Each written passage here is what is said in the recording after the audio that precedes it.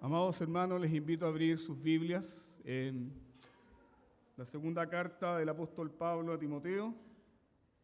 Comenzamos ya el fin de esta carta, hemos llegado al capítulo 4 y nos corresponde juntos meditar en la palabra de Dios en el versículo 1 y 2. En el versículo 1 y 2 de 2 Timoteo capítulo 4. Y el título de este sermón es Predica para la doxología. Predica para la doxología.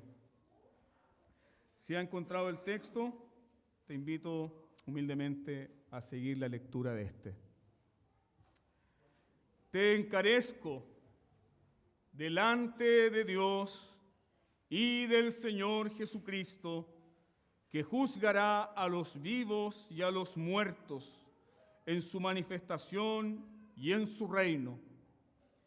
Que prediques la palabra, que instes a tiempo y fuera de tiempo, redarguye, reprende, exhorta con toda paciencia y doctrina.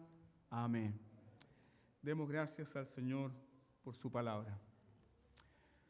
Buen Padre Celestial, todos los aquí presentes, estamos en una hora sagrada, apartada por ti para nosotros.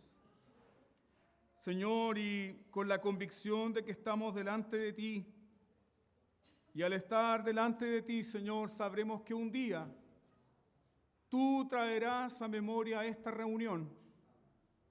Te rogamos que tengas misericordia de nosotros, oh Señor, que nos permitas escuchar. Y mientras escuchamos, Señor, permítenos adorarte.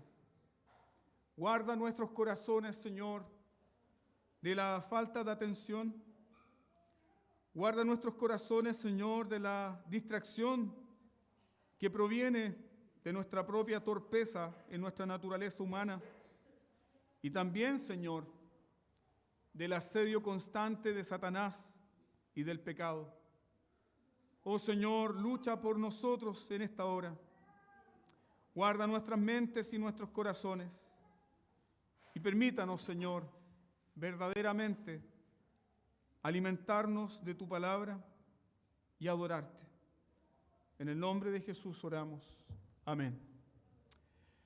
Richard Baxter es un predicador puritano del siglo XVII. Richard Baxter escribió un libro que se llama El pastor reformado o El pastor renovado, por si quieren comprar el libro.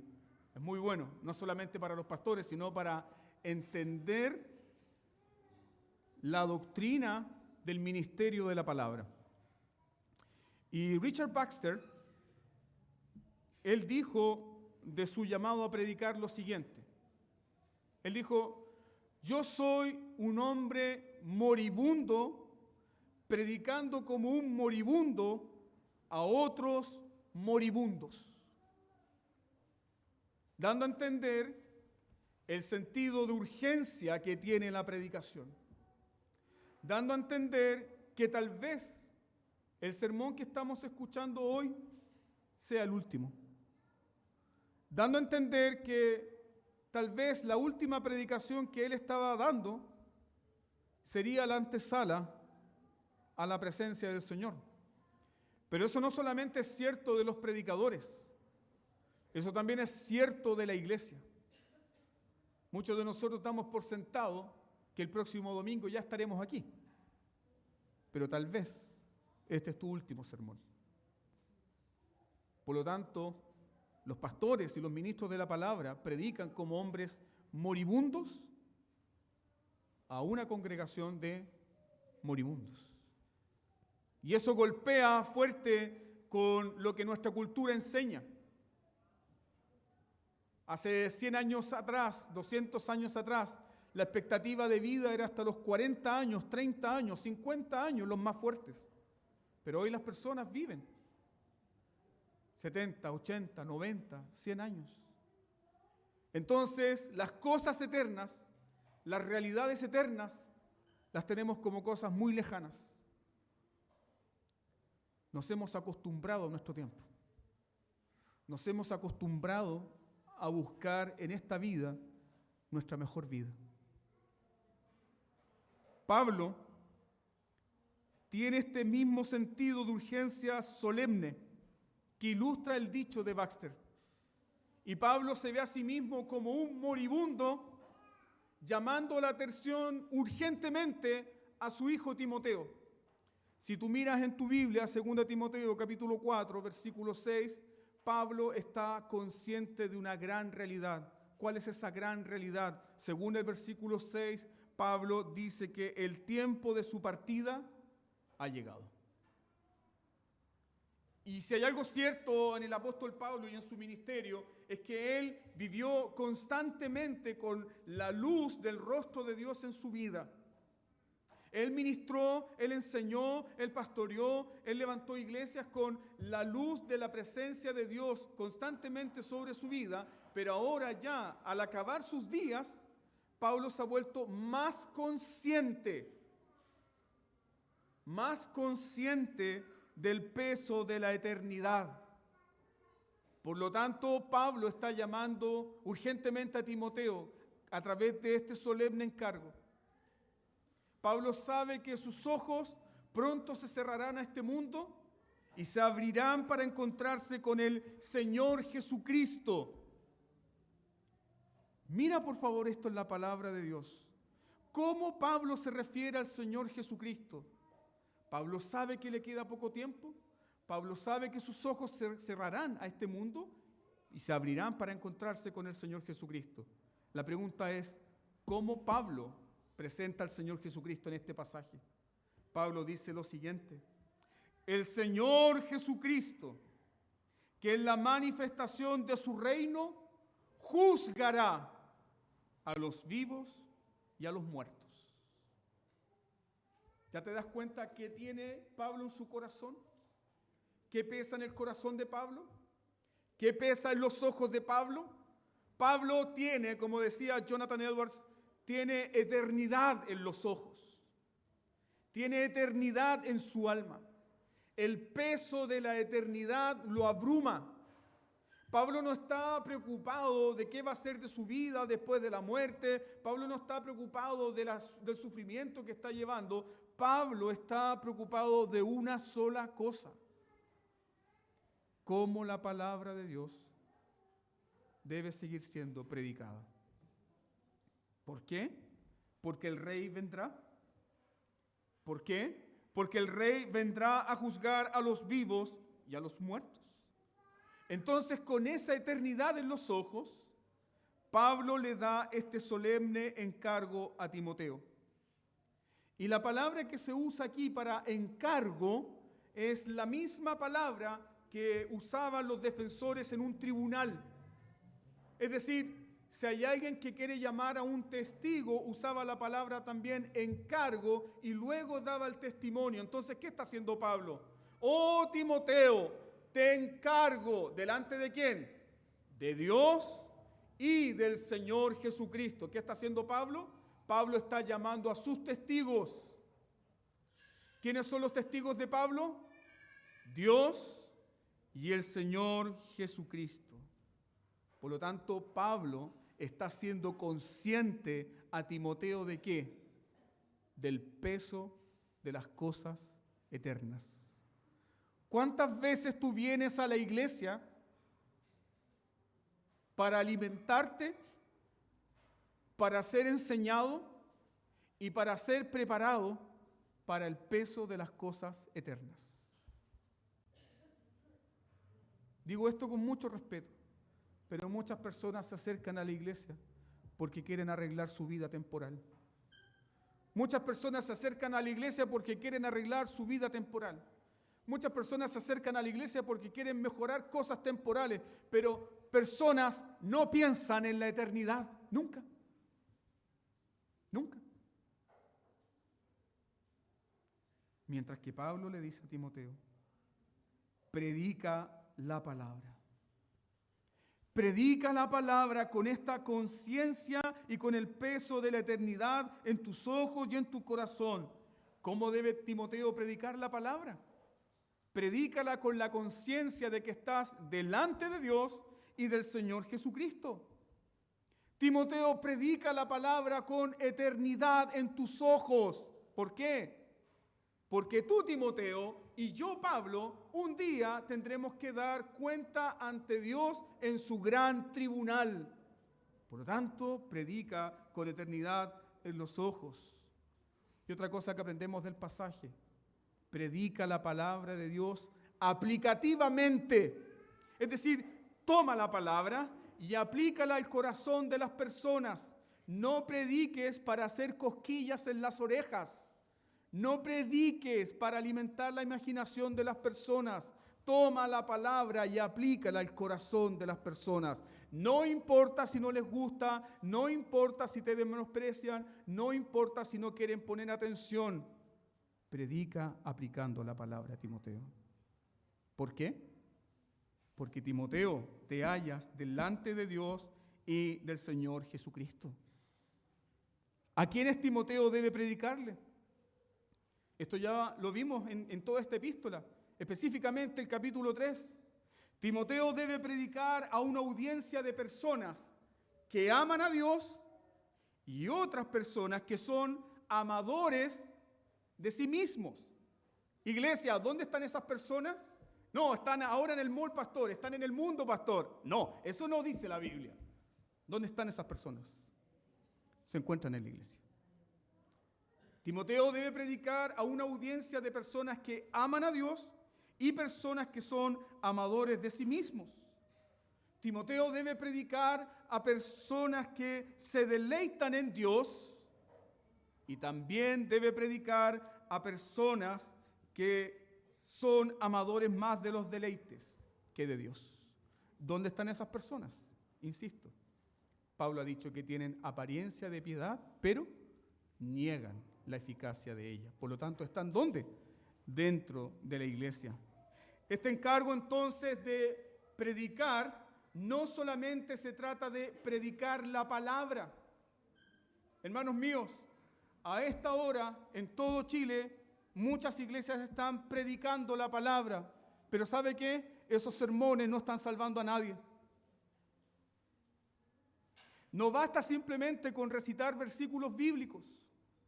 No basta simplemente con predicar palabra. ¿Por qué? Porque si hemos aprendido algo en esta epístola, es que los falsos maestros también reclamaban y también decían que ellos predicaban. ¿Qué cosa? La palabra. Nosotros también predicamos Biblia. Nosotros también usamos la Biblia. En nuestro culto también se lee la Biblia. Entonces, ¿cuál es la diferencia de este encargo? Timoteo no solamente debe predicar la palabra. No se trata solamente de predicar la palabra. ¿Se trata de qué? El encargo se trata de cómo Timoteo y como todo ministro del Evangelio debe predicar la palabra de Dios. No basta simplemente con dar versículos. No basta simplemente con dar opiniones evangélicas. Como Timoteo y como todo ministro de Dios debe predicar la palabra, debe predicar la palabra delante de Dios y del Señor Jesucristo. Esto tú lo encuentras en 2 de Corintios capítulo 2, versículo 17, donde el apóstol Pablo dice que predicamos de parte de Dios y delante de Dios. No lo olvide. ¿Cómo se predica? Delante de Dios y de parte de Dios. No delante de los hombres ni para los hombres.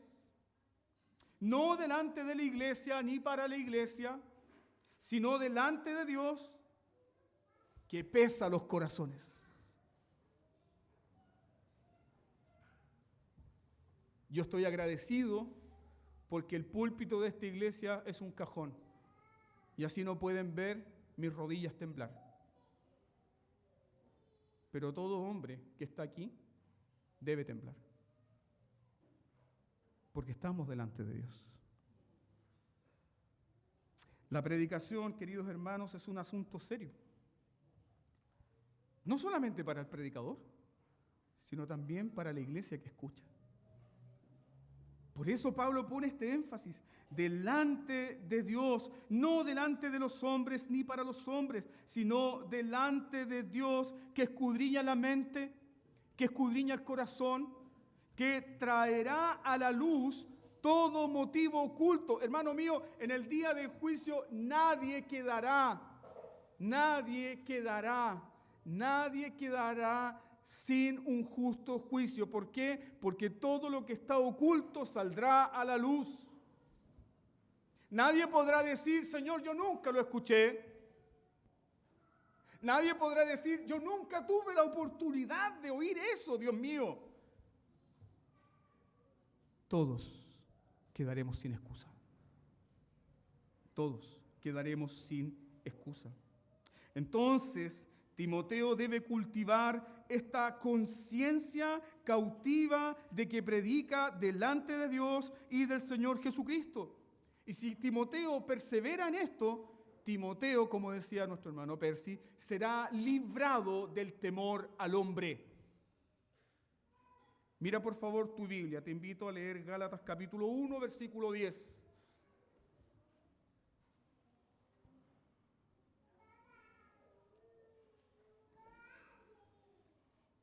Gálatas 1:10 dice, pues, ¿busco ahora el favor de los hombres o el de Dios? ¿O trato de agradar a los hombres? Pues si todavía agradara a los hombres, no sería siervo de Cristo. ¿Qué debe buscar el ministro de la palabra? No agradar a los hombres. No predicar lo que agrada a las personas. No enseñar lo que es grato a tu corazón. Aunque le pongan una cara de vinagre, no importa, el ministro debe ser fiel a la palabra de Dios. De lo contrario, no es un siervo de Dios. Timoteo debe saber eso. El ministro que predica con la conciencia viva de la presencia de Dios, ¿qué será? Será una bendición para la iglesia. Será fiel a Dios y será fiel al pueblo de Dios, dándoles solamente la palabra de Dios. Cuando un ministro predica con ese sentido de la presencia de Dios, fíjese en esto, el mensaje de esa predicación siempre tendrá un tono de ¿qué? Un tono de urgencia. De pronto sales a pasear con tu hija pequeña a la calle. Y en un descuido tuyo, tu hija corre al medio de la calle.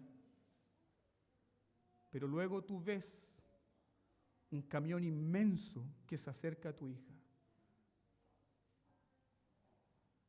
¿Tú le sugieres con voz pasiva y tenue a tu hija, ven?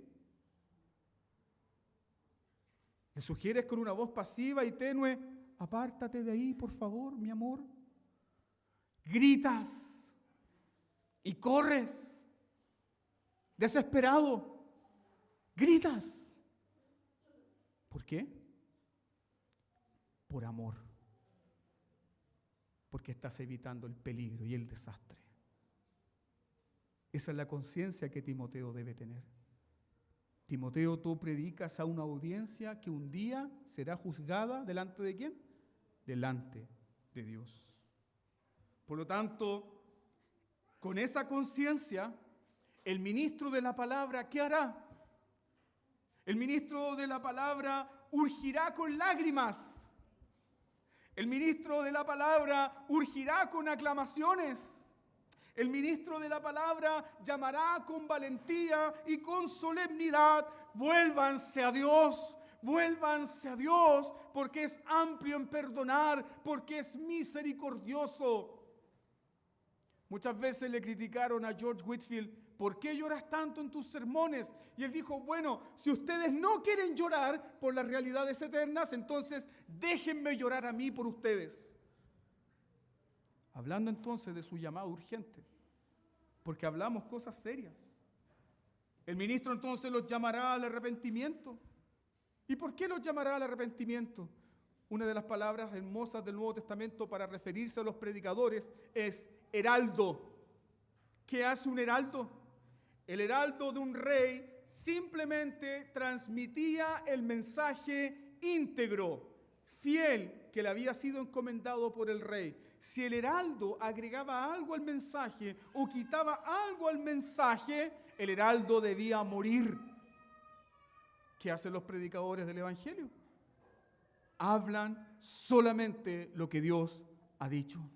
Y hablan en el nombre de su rey, y hablan con la autoridad de su rey para decirle a los pecadores rebeldes: dejen las armas de rebelión contra su rey y vuélvanse a su rey, el cual será amplio en perdonar. Y ese es todo su mensaje. Timoteo debe predicar entonces con esa eternidad en los ojos. ¿Por qué? Yo quiero que nunca olvide este punto, porque si lo recuerda, yo habré librado mi alma y seré libre de la sangre de todos ustedes. Nunca olvide este punto. ¿Por qué Timoteo debe predicar con eternidad de los ojos? Porque los ministros de la iglesia, los pastores, los predicadores, así como la iglesia, estará de pie delante del tribunal de Cristo para recibir según lo que hayamos hecho mientras estábamos en el cuerpo, sea bueno o sea malo. Y eso en términos muy concretos, ¿qué significa, hermano? Significa una sola cosa: que en ese día solemne que vendrá, ¿crees que Cristo resucitó de los muertos? Ese día vendrá entonces. En ese día solemne, yo tendré que dar cuenta de este sermón que estoy predicando a las 12:20. Y usted tendrá que dar cuenta de lo que está escuchando ahora. ¿Te das cuenta? ¿Te das cuenta que la iglesia no va la gente no va a la iglesia a escuchar un sermón para entretenerse? No nos reunimos aquí, hermanos, para adorar la píldora. Nos reunimos para estar delante del Dios vivo. Y los predicadores están llamados a eso. Entonces, en ese día solemne daremos cuenta, y tú darás cuenta de cómo escuchaste cada sermón, y yo daré cuenta de cómo prediqué cada sermón. ¿Estás preparado para eso? ¿Sabes lo que significa, hermano mío? Por favor, escúchame. ¿Sabes lo que significa que en el día del gran juicio se levanten todas las series de sermones, todas las enseñanzas, todos los estudios bíblicos, todas las lecturas de la Biblia, todas las lecturas antifonales, todo lo que se ha dicho en un culto contra ti, atestiguando contra tu rebeldía? ¿Estás preparado para eso? Esa es la conciencia que debe dominar a un ministro del Evangelio. Debe dominar la conciencia de que sus mejores sermones, sus mejores enseñanzas, en el día final se levantarán contra él como un testimonio y tendrá que dar cuenta de lo que dijo. ¿Qué escucharemos en ese día? Sígueme, por favor, en esta ilustración. En ese día escucharemos a Cristo, el juez supremo, decir: en cada sermón yo te llamé con misericordia y no escuchaste. ¿Cuántas enseñanzas, cuántas exhortaciones de mi palabra se te ofrecieron como un banquete celestial y tú lo desechaste?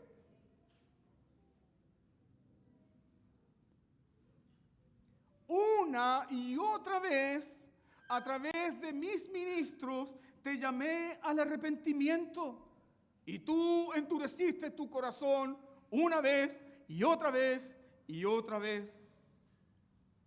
El Señor, el Rey de la Gloria, le dirá a esa iglesia: yo di luz de mi palabra y mi luz alumbró tu corazón, pero escogiste las tinieblas al terminar el culto para continuar con tu vida.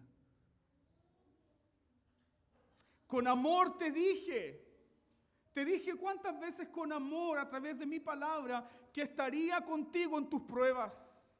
Con amor te dije que te acompañaría en tus sufrimientos. Con amor te dije que estaría en las aflicciones contigo, pero tomaste mi nombre en vano y me desechaste. Confiaste en brazo de la carne y me tuviste por mentiroso. Corriste tras tus ídolos y no derramaste tu corazón delante de mí. Esas son las cosas que podríamos escuchar ese día. Eso va a ocurrir, hermano. Eso va a ocurrir. Y también tendremos que escuchar los gritos, los reclamos de congregaciones completas a ministros negligentes, a pastores descuidados, a pastores que no predicaron con eternidad en los ojos. ¿Qué podremos escuchar ese día? Nunca nos advertiste del juicio. Nunca nos hablaste del pecado. Nunca nos llamaste a dejar las algarrobas de este mundo para alimentarnos del pan del cielo que es Cristo. Nunca nos enseñaste que esta vida es pasajera. Nunca en tus sermones nos dijiste que esta vida es solamente una neblina. Nunca nos preparaste para este día. Nunca nos preparaste para este día. Solamente nos predicaste lo que deseaban escuchar nuestros corazones. Predicaste lo que deseaban escuchar nuestros corazones porque tenías miedo. Porque tenías miedo de perder el favor humano. Porque tenías miedo de perder tu salario. Porque tenías miedo de perder tu posición. Porque tenías miedo de perder tu fama.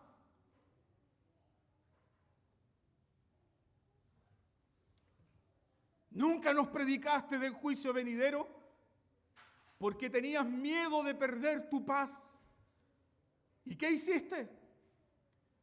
Nos dejaste morir en la paz del diablo como enemigos de Dios. Hermanos, eso va a pasar. Eso va a ocurrir. No te equivoques. Eso sí va a ocurrir. Esa es la razón por la cual Pablo le dice a Timoteo, Timoteo, te encargo solemnemente delante de Dios y del Señor Jesucristo.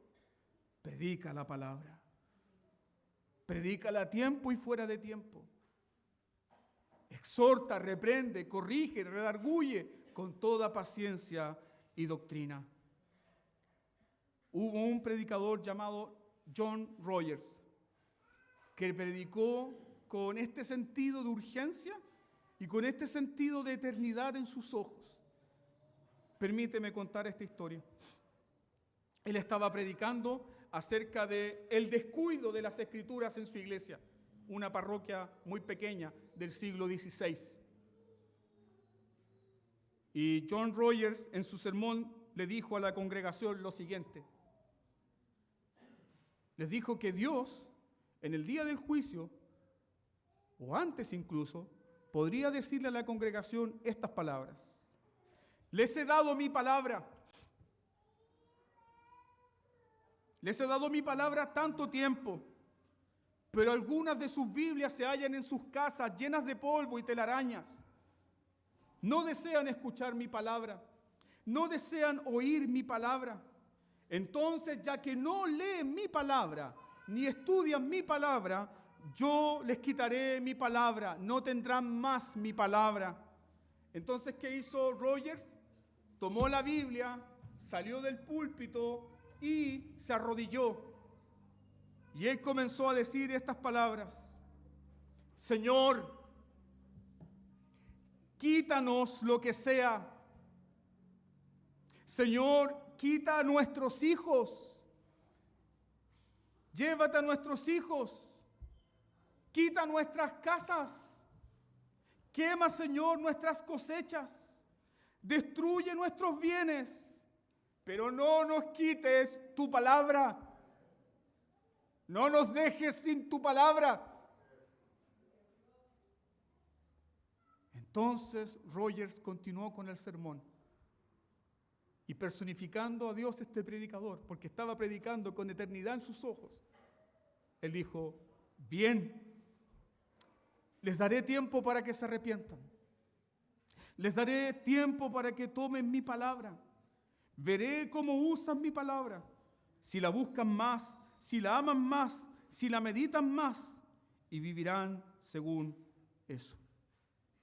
Ese día había ahí uno de los teólogos más grandes de la Asamblea de Westminster escuchando ese sermón.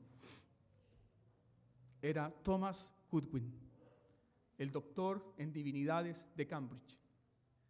Y Rogers era un predicador sencillo, que simplemente estaba predicando con realidad eterna en sus ojos. Pero ¿qué pasó con ese doctor en divinidades, erudito en teología, que escuchaba el sermón? Fue tan conmovido por el peso de la realidad eterna que a la salida de la iglesia se colgó del cuello de su caballo y por 15 minutos lloró desconsoladamente porque no tenía fuerzas para montar, porque había sido aplastado por el peso de la realidad eterna a través de un sencillo predicador.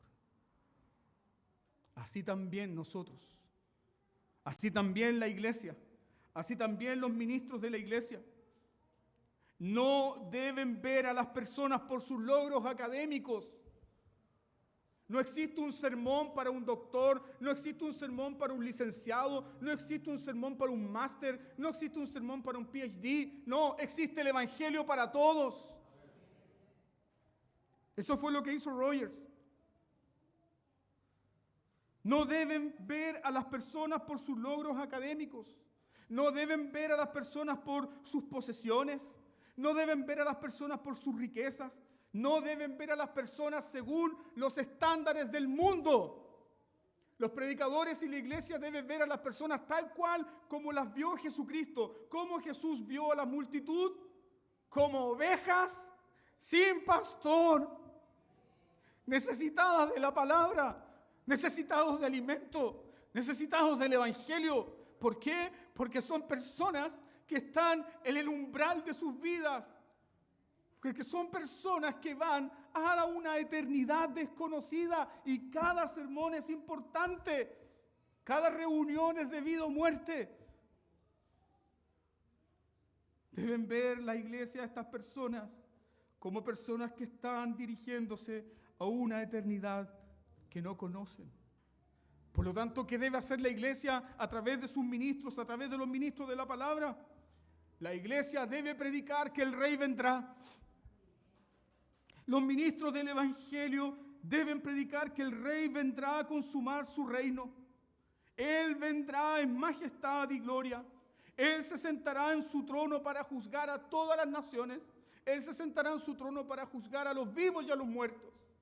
El mundo no está preparado para eso, pero nosotros no somos el mundo. Cada domingo nos preparamos para ese día, hermano. Por el amor de Dios, piensa en ese día y piensa en tus hijos. Piensa en ese día y piensa en los tuyos. Porque solamente en ese día la justicia de Dios será vindicada. No habrá contemplación alguna. Dios no tendrá por inocente al culpable. Predica delante de Dios y del Señor Jesucristo, porque el Rey de Reyes juzgará a los vivos y a los muertos, a los grandes y a los pequeños, a los reyes, a los vasallos. El Señor Jesucristo vendrá con gran poder para aplastar a todos sus enemigos bajo sus pies. Y entonces, ¿qué ocurrirá? Toda rodilla se doblará y toda lengua confesará que Jesucristo es el Señor. Mas ¿cómo nos preparamos nosotros para ese día? Cada domingo, escuchamos la palabra del Señor. Cada domingo derramamos nuestros corazones cuando Él nos invita con amor y con misericordia a confesar nuestros pecados. Cada domingo doblamos nuestras rodillas junto con los nuestros y confesamos que Jesús es el Señor. Prepárate para ese día, porque ese día vendrá. Note esto. ¿Por qué Pablo une el sentido del juicio final con la predicación? ¿Por qué Pablo une el sentido del juicio final con la predicación de la palabra? Pues bien, hermano, porque la predicación del Evangelio es para prepararte. La predicación del Evangelio es para que tú crezcas en la gracia. La predicación del Evangelio es para que dejes de ser un niño fluctuante que anda según todo viento de doctrina de hombres corruptos. La predicación del Evangelio es para que tú crezcas en la fe. La predicación del Evangelio es para que tú madures. La predicación del Evangelio es para que tú crezcas a la estatura de un varón perfecto. La predicación del Evangelio es para prepararte a ti para buenas obras. La predicación del Evangelio es para la doxología. ¿Qué es la doxología? Lo que le da gloria a Dios. Por eso el Espíritu Santo unió el encargo de la predicación con el día del juicio. ¿Por qué? No olvides esto. Porque Cristo juzgará a todas las personas según qué cosa. ¿Según qué cosas serán juzgadas todas las personas? Según sus obras. Según sus obras. Todos serán juzgados según sus obras. Pero pastor, ¿no es acaso que la salvación no es por obra, como dice usted? ¿Sí? La salvación es por gracia, por medio de la fe. Y esto no es un don de nosotros, sino que es un don de Dios. No por obras para que nadie se gloríe, pero para buenas obras, las cuales Dios preparó de antemano para que nosotros anduviésemos en ellas. Para eso la predicación del Evangelio nos prepara para ese día, porque seremos juzgados por nuestras obras. Porque ahí se descubrirá y ahí se determinará quién fue redimido y quién no. Es decir, las obras de la fe demuestran y evidencian si esa persona ha nacido de nuevo. Las obras de fe demuestran si una persona ha sido redimida por Dios. Las obras de fe evidencian si tú estás muerto para Dios y vivo para el pecado. Las obras de la fe demuestran realmente si tú has sido elegido por Dios. Escuche esto. La santificación no hace posible nuestra elección. Ninguno de nosotros fue escogido porque prometía ser santo. No, sino que Dios nos escogió, según Efesios capítulo 1, versículo 4, para ser santos y sin mancha delante de Él. Por lo tanto, una de las evidencias de que yo soy de Dios, ¿cuál es? Santidad. Santidad. ¿Estoy creciendo en santidad? ¿Estás creciendo en santidad? ¿Estás creciendo en buenas obras? Tus obras pueden ser el fruto evidente que otros pueden ver y pueden decir, sí, esa persona ha nacido de nuevo, sí, esa persona conoce a Dios. ¿Por qué dijo Jesús? Por sus frutos los conoceréis.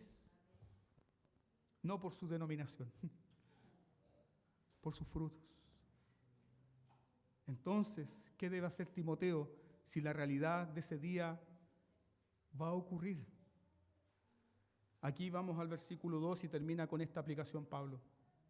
Pablo le dice, predica aplicativamente. ¿Qué es predicar aplicativamente? No es pararse en el púlpito y contar historia y dorar la píldora. No, es poner el puñal donde hay que ponerlo. No es como los malabaristas de circo, que todo el tiempo están tirando los cuchillos, pero los cuchillos no le llegan a nadie. No, el predicador debe tomar el cuchillo ahí Aunque no les guste, lanzarlo. Eso es predicar aplicativamente. No significa dar un palo a las personas. No significa avergonzar a las personas. No significa nombrar a las personas con nombre y apellido, pero significa predicar la pura palabra de Dios. Predica aplicativamente. ¿Y cómo Timoteo debe predicar aplicativamente? Mira por favor el versículo 2. La primera forma que encontramos de predicación aplicativa es redarguye. ¿Qué debe hacer Timoteo? Predica para redarguir. ¿Qué significa esto, redarguir? Muestra el error de la persona, muestra el error de la iglesia, presenta los argumentos, no para que la gente llene su Biblia con marcas, sino para que se arrepientan de su pecado. ¿Qué sentido tiene una Biblia con marcas si no andamos en santidad? Esas marcas lo único que harán en el día del juicio es atestiguar contra nosotros. Predica para redarguir. Predica para que tengan discernimiento. Predica para que se arrepientan de su pecado. Luego, el segundo mandamiento, predica reprendiendo, reprende. Reprende para sacar lo precioso de lo vil. Reprende para mostrar la diferencia entre lo santo y lo impío. Eso, queridos hermanos, es la naturaleza de la predicación reformada. La naturaleza de un sermón reformado, la naturaleza de la predicación reformada es una predicación discriminatoria. ¿Qué dijo el pastor?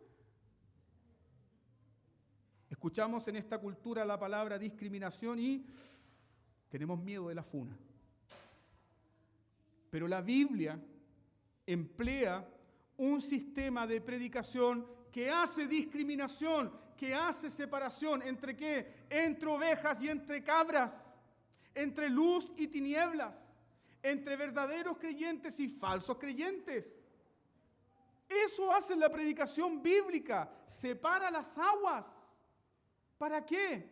Para que la persona que es un hipócrita religioso pueda arrepentirse y volverse al Señor. Esa es la predicación bíblica. Es decir, muestra evidencias de aquel que ha nacido de nuevo y de aquel que está muerto en delitos y en pecado. Eso es predicar la palabra. Luego Pablo le dice a Timoteo, exhorta. ¿Qué es exhortar? Oiga, hermano, usted que me cae bien, lo estoy exhortando. ¿Qué es exhortar? Según la propia palabra de Dios, exhortar es impulsar intencionalmente a través de la palabra el cambio y el comportamiento de una persona. Exhorta a esto, dice Pablo a Timoteo. Exhorta a los varones que ya no levanten las manos con ira o con contienda. Exhorta. Es decir, predica para que exista un cambio de comportamiento. No es predicar para hacer cosquillas en la oreja. ¿Cómo debe hacerlo Timoteo? Con toda paciencia y doctrina. ¿Y por qué con toda paciencia? Porque los pecadores son olvidadizos. Ten por cierto, Timoteo, que va a predicar este sermón y el domingo siguiente lo habrán olvidado. Predica, por lo tanto, con toda paciencia y con toda doctrina. Persevera en la enseñanza, persevera en la doctrina. ¿Por qué? Porque es solamente la doctrina la que renueva la mente y el corazón del hombre. Predícalo así, Timoteo. Predica aplicativamente. Pero ¿qué hacen los predicadores modernos? Nunca aplican la palabra. Es solamente una información general. Es solamente una información que usted puede leer en un libro. Es solamente la información que usted puede buscar ahí en ChatGPT. Pero no hay aplicación de la palabra. Y la predicación bíblica es una predicación llena de aplicaciones. Leonard Ravenhill decía lo siguiente de los predicadores modernos. Él reflexionaba en torno a esta pregunta. ¿Tú ves lo que esta generación de predicadores modernos ha logrado hacer? Ellos han logrado hacer tres cosas. Número 1, no han hecho ver el pecado diabólico. Eso hacen los predicadores. No hacen ver el pecado diabólico. Número 2, no hacen ver el pecado ofensivo a Dios. Número 3, no hacen ver a Cristo atractivo. La predicación en muchos lugares es solamente una terapia colectiva. Me siento mal, voy a la iglesia. Tú puedes, vamos. Hoy Dios está agradado de que tú estés aquí. Dios ha dejado de escuchar a los ángeles porque tú estás aquí. Eso no es la palabra de Dios, hermanos. Eso no es el Evangelio. ¿Por qué finalmente como iglesia debemos valorar y atesorar con gratitud el ministerio de la palabra y la predicación del Evangelio? Porque Dios en su infinita sabiduría, escúchelo por favor, Dios en su infinita sabiduría ha determinado que el medio para salvar a los creyentes, el medio para salvar a los pecadores, incluso el medio para salvar a los propios pastores, ¿cuál es? La predicación de la palabra de Dios. Le agradó a Dios salvar a los que creen por la locura de la predicación. Hubo un momento en la historia de la iglesia que Dios tomó al profeta Ezequiel y lo llevó al peor escenario donde podía predicar. ¿Cuál era la audiencia de Ezequiel para la predicación? Un valle de huesos secos. Y el Señor tomó a Ezequiel y lo puso ahí para predicar. Y el Señor le dijo a Ezequiel: ¿vivirán estos huesos? Señor, soy solo un predicador. ¿Vivirán estos huesos? Señor, soy solo un predicador. Ezequiel, ¿vivirán estos huesos? ¿Qué respondió Ezequiel? Tú lo sabes, oh Señor. Solo tú lo sabes. Entonces el Señor que sabe todas las cosas, entonces el Dios soberano que tiene conocimiento exhaustivo, instantáneo, perfecto de todo, el Señor ¿qué dijo? Profetiza, hijo de hombre. Profetiza, hijo de hombre, y estos huesos vivirán. Predica mi palabra y los pecadores se convertirán. Predica mi palabra a tiempo y fuera de tiempo. Y entonces yo seré fiel en honrar mi palabra y enviar vida, arrepentimiento, restauración y renovación. Predica mi palabra. ¿Por qué Timoteo debe predicar la palabra de Dios? ¿Y por qué todo ministro debe predicar delante de Dios y del Señor Jesucristo? La razón suprema es esta. Hoy, domingo, 1 de septiembre, aún es día de ¿qué? Es día de salvación. Aún es día de salud. Aún es día de perdón. Aún es día de misericordia. Aún es día para volverse a Dios. Aún es día para estar en paz con Dios. Aún es el día donde la iglesia está delante de Dios, sí, pero también delante de un mediador, Señor sustituto, que se llama Jesucristo. Sí, hermanos. Por eso necesitamos predicar la palabra delante de Dios y de Cristo, y también necesitas escucharla delante de Dios y del Señor Jesucristo.